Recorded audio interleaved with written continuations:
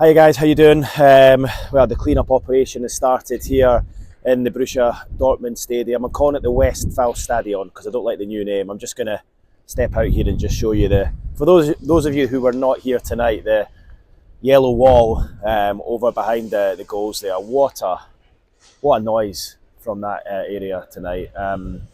25,000 supporters behind that goal. It was just a joy to behold at times, and it's a real privilege to be in this stadium. Newcastle, of course, on the far side there in their corner, made their own noise, and I have to say the supporters were brilliant. They carried on the party atmosphere from this afternoon down in the town square. But I think if they're honest with themselves, they'll probably be disappointed with the performance, like Eddie Howe is. We've just spoken to him in the press conference inside, and he said, look, we did not show the best version of ourselves tonight.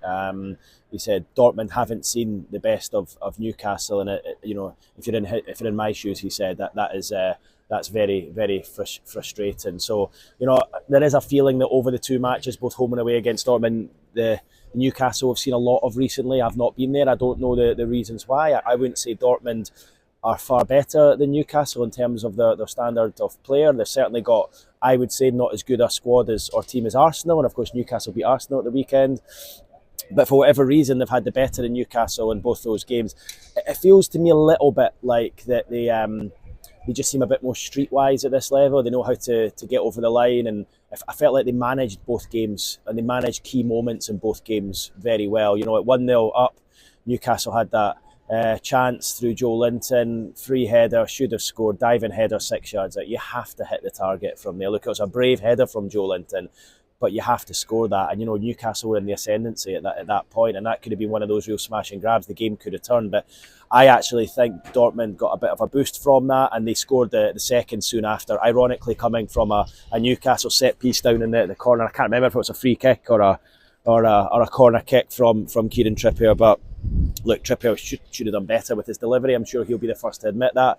But Eddie Howe has just said in his news conference a few minutes ago that, look, there's no blame to Trippier. We should have defended it better. We should have had more men back, and we should have been in a position to stop the counter-attack, and we didn't. So, look, I think there's a frustration there. I could tell that in Eddie's voice. He was quite clipped with his answers afterwards, and I think that's because, one, the result didn't go their way, and two, he feels they can do better. But, look, without doubt, Newcastle as a squad will be affected by the injuries. I've actually just had a chat with Bruno Guimaraes in the mix zone there, and you could see the frustration etched on his face. And I think the fact that the squad is down to the bare bones is probably having an effect on the other players. I think you need to look. I think when you're a football player, you look at the substitutes bench and the options that you've got, and when there aren't like 4, 5, 6 decent options to come on, I think it can affect those that are out there, because they then know, look, I'm definitely going to have to play 90 minutes today. I might have to leave a little bit in the tank. I'm maybe not emptying myself, and I think it affected Eddie's team selection today. He alluded to that afterwards. Playing both Hall and Livramento, probably, and starting Willett was probably something he wouldn't choose to do if he had other players available, but he did that so that he had Anthony Gordon and Almiron to come off the bench later, so he had attack-minded substitutes. If both those players had started the game tonight, then you would have had your only options off the bench would have been Paul Dummett, Hall, and either Gordon or Willock, probably Willock. So if Gordon had started, would have been Willock. So he actually wouldn't have had like a forward to come off the bench to change the game. So he's had to tonight select a team to think about the entire 90 minutes, to give himself a couple of options. So he didn't select what he thought, in my opinion, was his strongest starting 11 for the match, but he tried to manage the situation by leaving himself Gordon and Almiron to come on and give them fresh legs. So look, it's a difficult one for Eddie Howe, isn't it, at the moment, because they're really as stretched as they can be. Even the fact that Matt Ritchie and Emil Kraft weren't even here tonight, the fact that they couldn't be selected because they're ineligible, because they're not named in the UEFA Champions League 23 man squad, says everything. Those two would have been on the bench tonight, and Richie probably would have come on in the game. Instead, Newcastle had to turn to a teenager in Louis Miley, becoming the youngest ever player to play for Newcastle United in Europe. And listen, what an experience it'll be for him, of course, but he's been out for a few weeks with glandular fever and probably not quite ready to come into a game of this magnitude. So stretched to the limit at the moment. He did say that the reason Callum Wilson came off at half time was because he had a hamstring strain. Sorry, not a hamstring strain, he had a tight hamstring, should I say.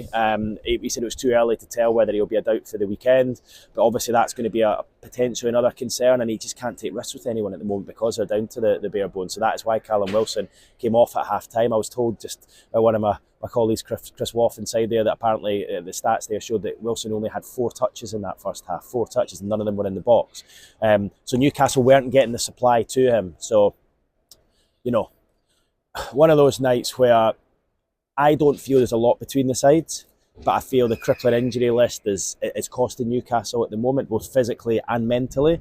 And I think it's difficult as a player, or a manager as well, but as a player, when you know that all these players are missing, and as I say, it maybe affects your performance a little bit and how much you put in there, or whether you're not saying they pull out of tackles, but it's maybe just playing in the back of their mind that they know there's so many injuries and they won't want to get one themselves. So, listen, frustrating, but I think for Newcastle now, I think they've got to be looking to the Europa League. I think it's going to be really hard to get out of the group now. You really need to probably go to Paris and win, which will be very, very difficult. Paris obviously want to get one over Newcastle after the 4-1 win earlier on in the competition. Just looking over my shoulders, a few Newcastle fans still leaving the ground in the distance. There they are up there, just enjoying the last couple of moments inside the stadium here, still singing away. I'm sure they'll be singing long into the night. But yeah, probably not wanting to go home. They've had a great couple of days over here in Germany. But just looking at that as a whole, I think you've got to be looking at the Europa League now, and anything beyond that is a bonus. What you don't want to do is fall out of Europe completely. If you finish third, you get into the Europa League, you could go far in that competition because the standard opponent isn't as high. And I think if anyone had said that at the start of the competition, you'd have probably taken third in the group. So, look, it's hard because you started so well with the win against Paris and the draw against AC Milan, but these 2 games against Borussia Dortmund have been punishing, and they're just going to have to accept that and move on. A couple of other things I wanted to just mention in terms of the team. I thought the midfield was poor tonight. I thought Bruno wasn't really at it. Sean Longstaff a bit quiet as well, and I think when the games where the midfield hasn't played as well, and both Dortmund games you can say that about the midfield, Newcastle have lost, but when they're at their best, against Manchester United the other week, against Arsenal on Saturday, Newcastle win. I think it's crucial for them that they get that midfield area playing well and right, and I just don't think they were at it fully tonight. Also want to mention Tino Livramento, who I thought did really well at left back and right back. He was swapping back and forward, but I felt he looked a little bit uncomfortable in that wide right role moving forward. He was I felt like he was making the wrong runs. When Trippier played it short to him, he went long, and vice versa. And I know he played that role when he was younger. Eddie Howe said, he actually played it when he was coming through at Chelsea. But for me, he looks all the world a fullback. He actually looks to me like at some stage he could even move into a central defensive role with the pace and the power and the strength that he's got. But listen, I thought he did really well at right back and left back, and I think he's going to be an unbelievable for option for Newcastle. Moving forward. So I think he was probably Newcastle's best player. I thought Willock looked sharp again. And look, it's just a time for them to dig in. But I think the biggest issue Eddie Howe's got right now is none of these injuries are players who are going to be back on Saturday or back the following week. It sounds like most of them are going to be a couple of months, 3, 4, 5. In Harvey Barnes' case, 6 months. Tonali, of course, we know 10 months. And that is a concern for him, is that a lot of these players are missing for a long time. That to me means that they need to act in January. I know there's not a lot in terms of the budget. They're going to have to look at the loan market, I would guess, in January, and they're going to have to bring players in, because if they're missing a few more players, if you're missing the number of players that they are, 8 for some of them, 3, 4, 5, 6 months, they can't get by with the squad as threadbare as it is just now. I mean, if Callum Wilson has picked up a hamstring injury, then I don't know what you do next. You've got no fit out and out strikers. You've got Anthony Gordon on his own leading the line. So look, babbling on a little bit here, but I think there's just a sense of frustration from everyone in the camp that things could have gone a lot better. But I think the positive that Newcastle as a club can take from this trip is the scenes that we saw in the town square today. Unbelievable. I spent a good sort of 3-4 hours there, up in the stage area, speaking to fans there, and it was just amazing to see. For me, that was probably as good a day in the job as I've ever had, and it was reminiscent of the cup final, perhaps even better than the cup final, because it was over here in Germany, and it was just amazing to see everyone enjoying themselves again and enjoying following their football club. So, not time to get too despondent. Every time we kind of write Newcastle off a little bit or question them, they come back and put in a great display. So you would not bet against them going to Bournemouth at the weekend, picking up the 3 points and getting themselves into that international break in good shape. So, look, it's been a chastening night here, I think it's fair to say, here in Borussia Dortmund Stadium. I keep calling it Borussia Dortmund Stadium. I'm going to have to give it its proper name at some stage. The Signal Iduna. What's it called, cameraman? I got no idea. I'm calling it the Westphal Stadion because that's what it used to be called. Yeah, neither Steve or I know the name of it, and I should have been saying it about 10 times today. But yeah, it's been a chastening night, but I do think, look, Newcastle will get right. I think these are the experiences players will learn from. And look, you need to remember you're back here on the biggest stage, and that's not been the case for the last 20 years. So I don't think the fans or you guys will be too harsh on the players anyway. So anyway, that's me signing out from Germany. It's been a good couple of days here. Back to Newcastle tomorrow. If you want to leave a comment or give it a thumbs up, do so. And if you haven't subscribed already, please do so. Okay, guys, over and out from me just now from Germany. See you in the next one.